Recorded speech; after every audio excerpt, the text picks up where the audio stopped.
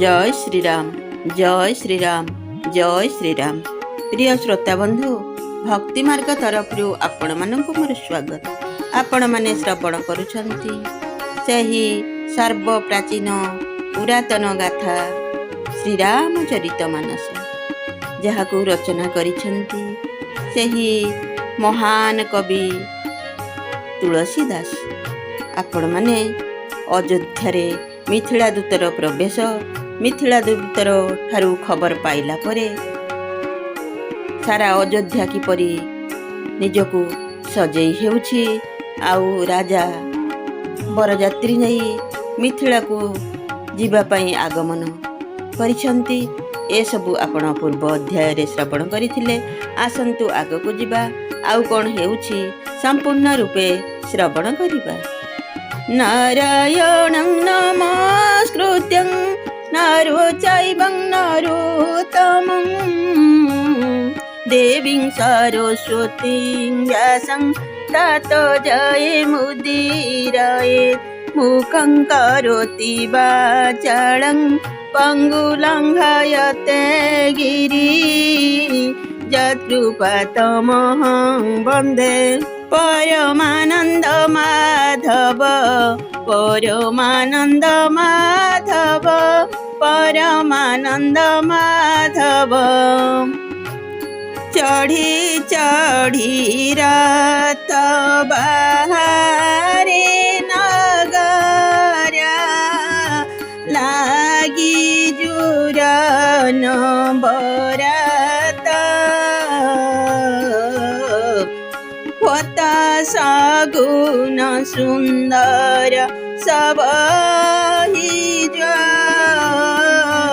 जेहि कार जो जात। रथरे चढ़ी बरजात्री माने आसी नगर बाहरे एकत्रित हेले। जो माने जेउ कामरे जाउथांती सेमानंकु सेथिरे शुभ लक्षण दिसुथाए। कलित करिबारन्ही पारी अंबारी, कही न जाही जेहि भांति संवारी। चले मत गज घंटा घंट बिराजी, मनहु सुभगसा अनघ नराजी।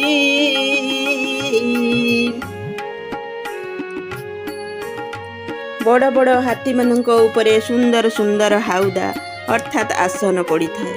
से सबू एपरी सुंदर भावरे सजा जाई थाए जे सतरे ताहा वर्णनार अतीत। सेही मतुआला हाथी माने चालिबा बेले सेमानंक बेकरे बंधा जाइथिबा घंटी घागुड़ी सबू एभली सुंदर शब्द करुथाए जे जना पड़ुथाए सते जेपरी श्रावणर सुंदर मेघमाला गर्जन करी करी चलिछंती। बाहन पर अनेक विधान, शिविका सुभग सुखासन जान। तिन्ह चढ़ी चले विप्रवर वृंद, जनु तनु धरे सकल श्रुति छंद।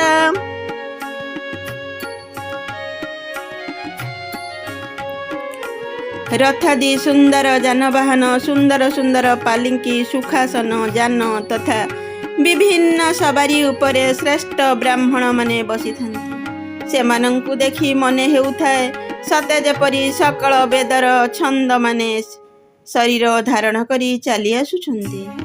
मागध सुत बंदी गुणायक, चले जान चढ़ी जो जेहि लायक। बेसारा उंटा वृषभ बाहु जाति, चले वस्तु भरी अगणित भांति।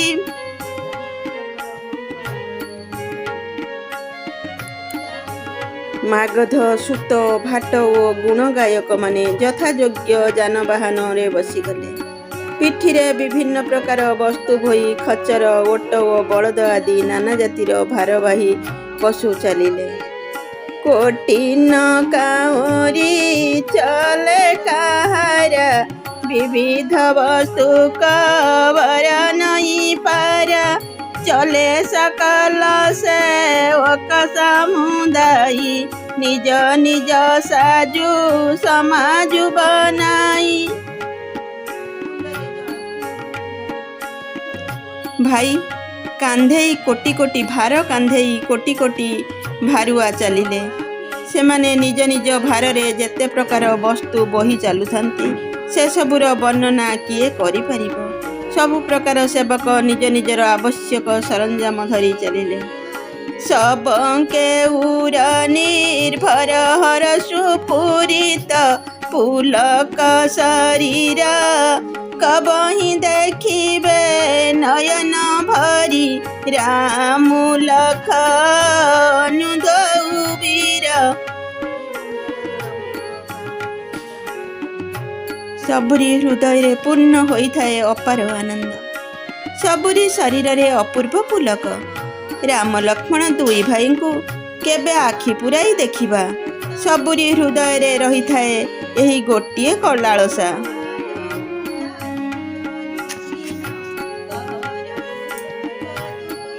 गरज ही गाजा घंटा धुनी घोरा रथर ओ बाजी हिंसा चहुअरा निदारी घनही घर्मर ही निशाना निज पराई कछु सुनिया न काना।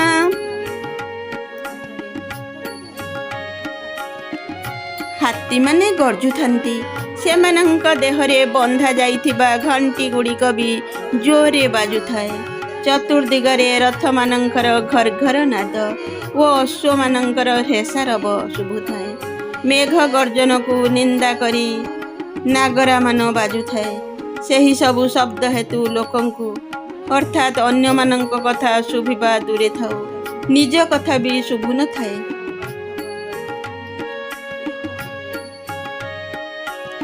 महावीर भूपति के द्वारे रज होई जाई पसान पबारे चढ़ी अटारी न देखही नारी लिए आरती मंगल धारी।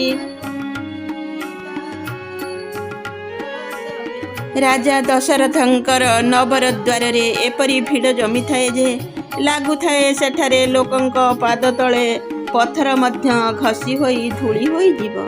नारी माने मंगल थाली मानंकरे आरती सजाई घर छात उपरे ठिया होई एही दृश्य देखुथंती।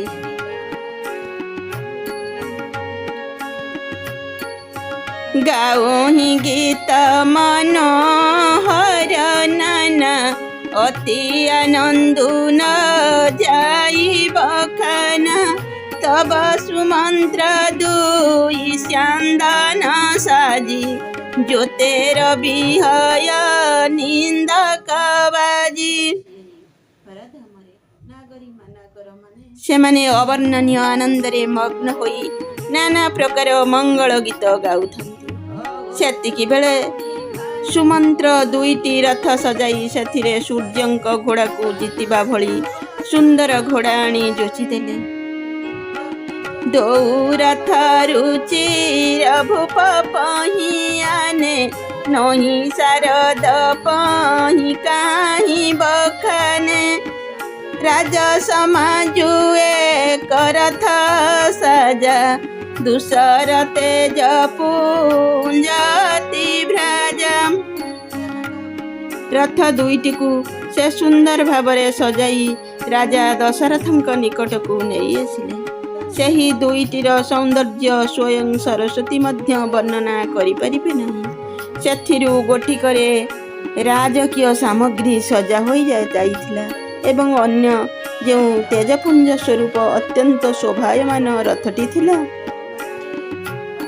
तेही रथ रुचिर वशिष्ठ कहूँ हरसी बढ़ाई नरेशु आप चढ़े स्यांदन सुमीरी हर गुर गौ ଗୁରୁ ଗୌରୀ ଗଣେଶୁ। ସେହି ସୁନ୍ଦର ରଥଟିରେ ରାଜା ଦଶରଥ ଗୁରୁ ବଶିଷ୍ଠଙ୍କୁ ନେଇ ଆନନ୍ଦ ସହକାରେ ବସାଇ ଦେଲେ ଏବଂ ଶିବ ଗୁରୁ ଗୌରୀ ତଥା ଗଣେଶଙ୍କୁ ସ୍ମରଣ କରି ନିଜର ଅନ୍ୟ ରଥଟିରେ ବସିଗଲେ। ସହିତ ବଶିଷ୍ଠ ସୋହନୃପ କାଇଁସେ ସୁର ଗୁରୁ ସାଙ୍ଗ ପୁରନ୍ଦର ଯାଇସେ କରି କୁଲ ରୀତି ବେଦ ବିଧି ରାଉ ଦେଖି ସବ ହିଁ ସବ ଭାନ୍ତି ବନାଉ ସୁମିରି ରାମ ଗୁର ଆୟ ସୁପାଇ ଚଲେ ମହିପତି ଶଙ୍ଖ ବଜାଇ ହରସ ବିବୁଧ ବିଲୋକି ଭାରତ ବରସ ହିଁ ସୁମନ ସୁମଙ୍ଗଳ ଦାତା। ବଶିଷ୍ଠଙ୍କ ସହିତ ଯିବାବେଳେ ରାଜା ଦଶରଥ ଦେବଗୁରୁ ବୃହସ୍ପତିଙ୍କ ସହିତ ଇନ୍ଦ୍ରଙ୍କ ଭଳି ଶୋଭା ପାଉଥିଲେ। ବେଦବିଧି ତଥା କୁଳରୀତି ଅନୁଯାୟୀ ସକଳ କାର୍ଯ୍ୟ ଶେଷ କରି ଏବଂ ସମସ୍ତେ ଯାତ୍ରା ପାଇଁ ସବୁ ଦୃଷ୍ଟିରୁ ସଜ୍ଜିତ ହୋଇଥିବାର ଦେଖି ଗୁରୁଙ୍କ ଅନୁମତି ନେଇ ତଥା ଶ୍ରୀରାମଙ୍କୁ ସ୍ମରଣ କରି ପୃଥ୍ୱୀପତି ଦଶରଥ ଶଙ୍ଖ ବଜାଇ ବାହାରି ପଡ଼ିଲେ। ବରଯାତ୍ରୀମାନଙ୍କୁ ଦେଖି ଦେବତାମାନେ ହର୍ଷିତ ମନରେ ସୁନ୍ଦର ମଙ୍ଗଳଦାୟକ ପୁଷ୍ପବୃଷ୍ଟି କରିବାକୁ ଲାଗିଲେ। ବନ୍ଧୁମାନେ, ଆଜି ପାଇଁ ଏତିକି। ପୁଣି ସାକ୍ଷାତ ହେବ ଆଗାମୀ ଅଧ୍ୟାୟରେ। ଭୀମଶାପିରଣୁଭଙ୍ଗ